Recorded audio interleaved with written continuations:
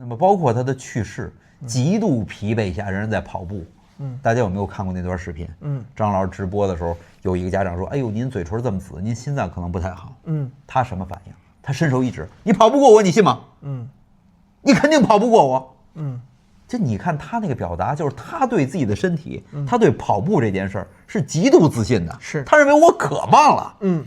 但实际上就是他这个跑法，他对自己身体的负荷能力，他对跑步有可能给他造成的危害，甚至对跑步这件事儿本身的专业，可以说一无所知。他就是完全不懂体育。